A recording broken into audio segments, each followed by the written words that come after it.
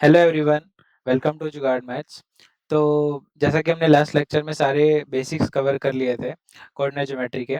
इस लेक्चर के अंदर मैं आपको दो चीज़ें पढ़ाऊंगा। एक तो डिस्टेंस फॉर्मूला, ठीक है, जिससे आपको ये पता लगेगा कि आप दो कोऑर्डिनेट्स के बीच में कैसे डिस्टेंस फाइंड आउट करते हो। एंड सेकंड थिंग इज कि सपोज दो पॉइंट्स हैं, उनके बीच में कोई पॉइंट एग्जिस्ट कर रहा है जो उनके बीच की लाइन सेगमेंट को ब्रेक कर रहा है किसी रेशियो में,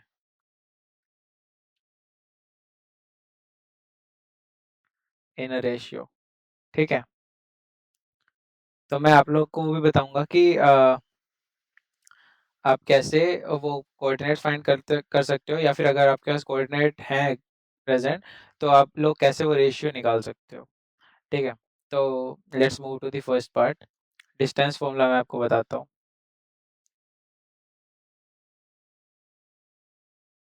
ठीक है, अभी हम लोग बोधायन पाइथागोरस को यूज करेंगे, ठीक है, यहाँ पे। एंड मैं आपको बताता हूँ कि फॉर्मूला क्या होता है। ठीक, सपोज करो हमारे पास अ, ती वो है, दो पॉइंट्स हैं। लेट्स से एक पी है, x1 y1, कोमा क्यू है, x2 y2। अभी आप लोग को इसके बीच का डिस्टेंस निकालना है। अच्छा, ठीक है, अगर हम नॉर्मली क्या करते थे जब हम लोग जब हम 1D के अंदर बात करते थे तो हम डिस्टेंस कैसे निकालते थे। 1D के अंदर, सॉरी, 1D के अंदर डिस्टेंस कैसे निकालते थे, करते थे mode of x1 minus x2। ये होता था हमारा मोड, है ना। और similarly for y1 minus y2। But अभी हम लोग क्या कर रहे हैं, अभी हम लोग 2D में आ गए हैं, तो 2D में डिस्टेंस निकालने का एक फॉर्मूला होता है। ठीक, वो क्या होता है ये मैं बताता हूँ आपको। डी मतलब distance, root under x2 minus x1 का whole square plus y2 minus y1 का होल स्क्वायर। ठीक है, ये आपके पास फॉर्मूला रहता है। एक एग्जांपल ले लेते हैं। जैसे हमें सपोज पी दे रखा है 1,5 एंड क्यू दे रखा है 2,6, लेट से। तो हमारा डिस्टेंस कितना होगा इन दोनों के बीच में। Root under x2 minus x1 कर लो या x1 माइनस x2 कर लो, एक ही बात है, क्योंकि स्क्वायर हो जाएगा तो साइन का ज़्यादा फर्क नहीं पड़ेगा। स्क्वायर, ये आएगा रूट 1 का स्क्वायर प्लस 1 का स्क्वायर, तो रूट 2। ये इसके बीच का डिस्टेंस आ जाएगा। ठीक है, एक और एग्जांपल ले लेते हैं। एक पी ले लो 1,2 और क्यू ले लो 4,6। तो डिस्टेंस हम लोग कैसे निकालते हैं। रूट अंडर 4 माइनस 1 का स्क्वायर प्लस 6 माइनस 2 का स्क्वायर। तो ये आपके पास आ जाएगा कितना, 3 का स्क्वायर प्लस 4 का square, that is root under 9 plus 16, root under 25, which is nothing but 5। तो 5 यूनिट्स आपका डिस्टेंस आ गया। ठीक है, ये काफ़ी हो गई हमारी सबसे इजी प्रॉब्लम। ठीक है, डिस्टेंस कैसे निकालते हैं। तो कभी भी आपको कोई भी एक ट्राइंगल दे रखा होगा, ठीक है, ज़रूरी नहीं है ये एक राइट एंगल ट्राइंगल हो, कोई भी हो सकता है। ठीक है, अभी मैं आपको एक और कॉन्सेप्ट बता देता हूँ कि सपोज आपको ना एक 3 पॉइंट्स दे रखे हैं एंड हमें ये बोल रखा है कि आपको ये बताना है कि ये तीनों पॉइंट्स जो है एक ही लाइन सेगमेंट पे एग्जिस्ट करते हैं या नहीं। ठीक है, अभी खुद सोचो कि मैं इस पॉइंट को उठा के, ठीक है, इसको खींच के इस लाइन के ऊपर ले जाऊं, ठीक है, तो ये कोई इधर कोई दिखेगा, है ना। ये हो जाएगा x1 y1। अभी अगर मैं ये कहता हूँ कि मेरे को ये प्रूव करना है कि ये तीनों पॉइंट्स एक लाइन सेगमेंट में हैं, तो मैं ये चीज़ कैसे कर सकता हूँ। ओके, लेट्स से मैं इसको एक p पॉइंट लेता हूँ, इसको q लेता हूँ, इसको r लेता हूँ। ठीक है,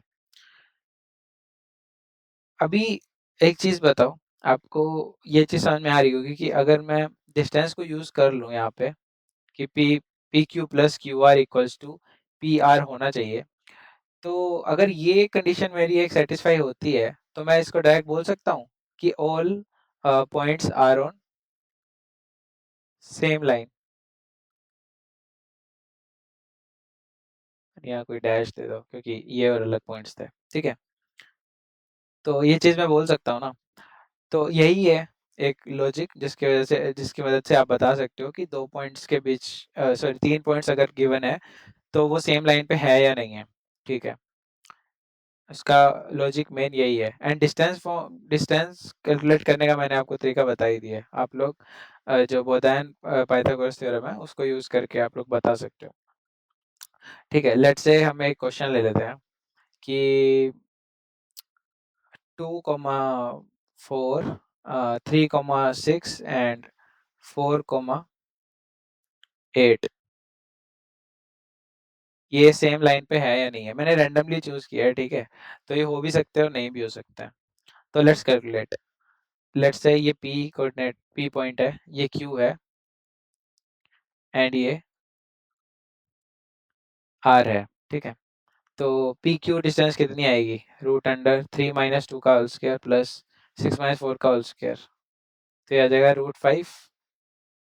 फिर मैं निकालता हूँ क्यू आर की कितनी आएगी, ये 4 - 1 का, सॉरी 3 का स्क्वायर प्लस 8 - 6 का स्क्वायर, ये भी सिमिलर आ जाएगा 1 का स्क्वायर प्लस 2 का स्क्वायर, तो ये भी √5। एंड सिमिलरली जब मैं पी आर निकालता हूँ तो पी आर देखो कितना आएगा, 4 - 2 का स्क्वायर प्लस 8 - 4 का स्क्वायर, ये कितना है, ये आएगा 2 का स्क्वायर प्लस 4 का स्क्वायर, यानी 16 और 4 20, √20। तो मैं √20 को भी लिख सकता हूँ ना, √4 × 5, ठीक है। तो 4 का रूट कितना आएगा, 2 √5। अच्छा ठीक है।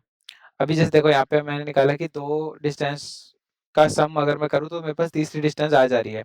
यही हमें फाइंड आउट करना होता है, किसी भी दो को उठा लो, ठीक है। अगर उन दोनों की डिस्टेंस का सम तीसरे डिस्टेंस के सम के डिस्टेंस के इक्वल आता है, ठीक है, तो हम ये चीज़ डायरेक्ट बोल सकते हैं। अब यहाँ पे ये है कंडीशन ट्रू, तो अगर ये कंडीशन ट्रू है तो मैं ये बोल सकता हूँ कि all points are on same line,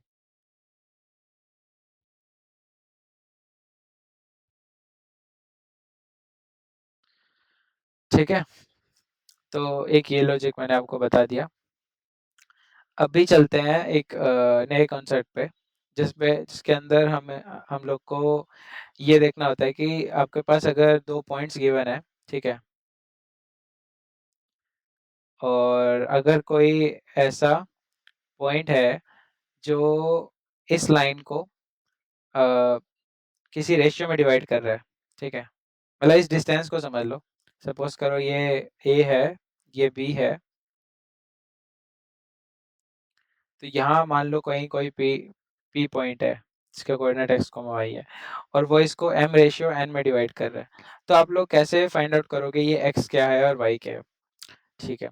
तो अभी हम लोग इसका डेरिवेशन देख लेते हैं, काफ़ी इजी है, कुछ भी दिक्कत नहीं आएगी। अभी से देखो हम लोग क्या कर सकते हैं, हम ऐसा करते हैं कि अगर हम दोनों को अलग अलग लेके चलेंगे x और y को, तो हमारे पास दोनों वेरिएबल्स बन जाएंगे एंड वैल्यूज निकालनी काफ़ी डिफिकल्ट हो जाएगी। तो हम लोग क्या करते हैं, दोनों को 1D में लेके चलते हैं कि x के लिए हम अलग फाइंड करेंगे, y के लिए हम अलग फाइंड करेंगे, ठीक है। तो अगर हम डिस्टेंस देखें, इन दोनों के बीच की डिस्टेंस कितनी है, x में x डिस्टेंस कितनी आएगी, x - x1 का बार, ठीक है, एंड y डिस्टेंस कितनी रहेगी, y - y1 का बार, ठीक है। सिमिलरली यहाँ के लिए क्या रहेगा, x डिस्टेंस कितना रहेगा, x2 - x का बार, और यहाँ y डिस्टेंस कितना रहेगा, y2 - y, sorry not bar, it's absolute value, ठीक है। तो अभी आप लोगों के पास ये पता लग गया आपको। अभी देखो ये एक पी पॉइंट ए से आगे है, तो मैं ये मान के चल रहा हूँ कि ये इसके जो कोऑर्डिनेट्स है वो इससे ज़्यादा आएंगे एंड इससे कम आएंगे, ठीक है। तो अगर हम ये एज्यूम करके चलते हैं तो मैं इसको क्या कह सकता हूँ कि लेट्स से ये 1 है, ये 1 है, ये 2 है, ये 2 है, ठीक है? तो मैं ये बोल सकता हूँ कि जो x डिस्टेंस 1 है डिवाइडेड बाय x डिस्टेंस 2 है, वो m रेशियो n है, राइट? और ये है कितना x minus x one divided by x2 minus x m divided by n।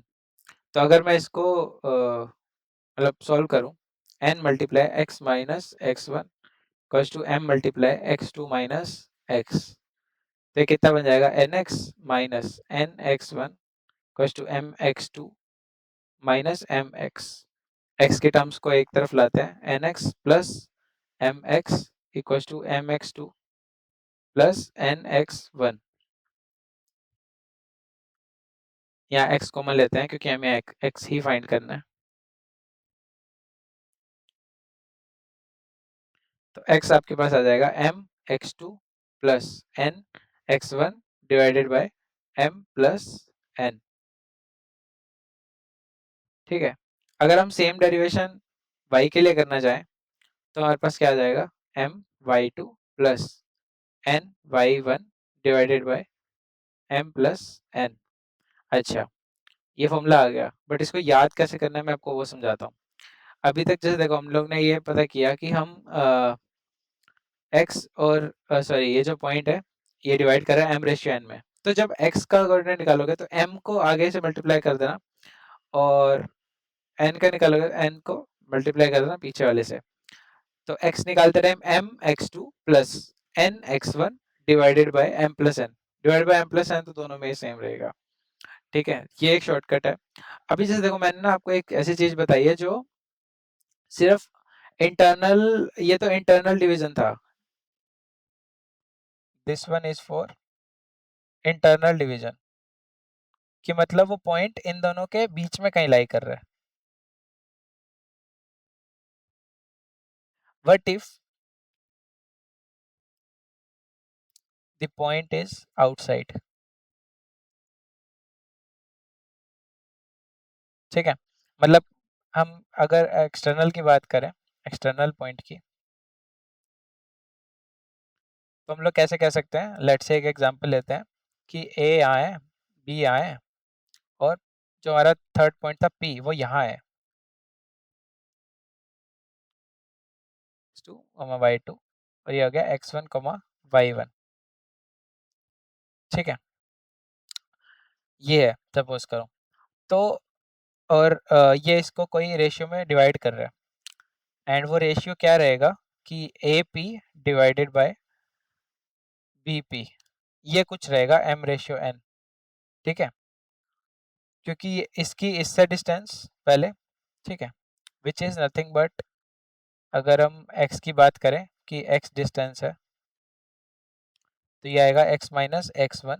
मैं मान के चल रहा हूँ कि p पॉइंट जो है a और b दोनों के आगे है, ठीक है? और अगर मैं y की बात करूँ तो y डिस्टेंस 1 इतना हो जाएगा y माइनस y1। और अगर मैं इधर बात करता हूँ, सॉरी, तो डिस्टेंस x डिस्टेंस 2, ये हो जाएगा x माइनस x2, और y डिस्टेंस 2 अगर मैं लेता हूँ y माइनस y2, ठीक है? तो जो लॉजिक हमने वहाँ लगाया वही हम यहाँ लगाते हैं। AP को मैंने क्या लिया था x minus x1 divided by x minus x2 m divide by n, ठीक है? अब यहाँ कर लो multiply, n multiply x minus x1 equals to m multiply x minus x2, यह आ जाएगा N X minus N x one equals to M x minus M x two. M को इधर, इसको इधर ले आते हैं और इसको इधर ले जाते हैं, पॉजिटिव रहे चीज़ें। तो m x two minus N x one equals to M x minus N x. यहाँ एक्स कॉमन लेते हैं तो मैं इसको लेफ्ट हैंड साइड में लिख देता हूँ, x m minus n equals to M x two minus N x one, ठीक है? तो यहाँ से आपका x आ जाएगा क्या, m x two minus N x one divide by m minus n. ये होता है एक्सटर्नल के केस में, ये चीज़ हमेशा याद रखना। जब हम इंटरनल की बात कर रहे थे कि यहाँ तो यहाँ प्लस आता था, बट जब हम एक्सटर्नल की बात कर रहे हैं तो यहाँ पे माइनस आता है, ठीक है। और सिमिलरली जब हम वाई कोऑर्डिनेट की बात करेंगे तो वो भी यही आ जाएगा, my2 minus ny1 divided by m minus n, ठीक है। तो ये आपके इम्पोर्टेंट मतलब फॉर्मूलाज हो गए, ये आपको बस ऐसे याद रह जाएंगे, जैसे मैंने बता दिया तो याद रह ही जाएंगे ऑब्वियसली, इतना इजी तरीका है इसको याद रखने का, ठीक है। तो इसके ऊपर बेस्ड क्वेश्चंस मैं आपको नेक्स्ट लेक्चर के अंदर बता दूंगा। एंड हाँ, नेक्स्ट लेक्चर मैं ट्राई करूंगा कि वो लास्ट लेक्चर हो, क्योंकि उसके अंदर मैं आपको एक्सरसाइज के सारे क्वेश्चंस करवा दूंगा। फर्स्ट सेकंड एक्सरसाइज छोड़ रहा हूँ मैं, और जो लास्ट एक्सरसाइज है एंड एक्सरसाइज वो करवाऊंगा, क्योंकि उसके अंदर ना आपको वेरिएशंस मिल जाएंगे क्वेश्चंस के, एंड जो मैंने अब तक पढ़ाया उससे सब कवर भी हो जाएगा, ठीक है। तो मैं आपको सारे वैसे क्वेश्चंस वहीं करवा दूंगा, ठीक है गाइस। सो थैंक यू अभी के लेक्चर के लिए, and please like share and subscribe my channel, and आप लोग प्लीज़ कमेंट सेक्शन में बताते रहो कि कुछ भी इम्प्रूवमेंट चाहिए मेरी साइड से, तो I will definitely do that. Okay, thank you so much, bye.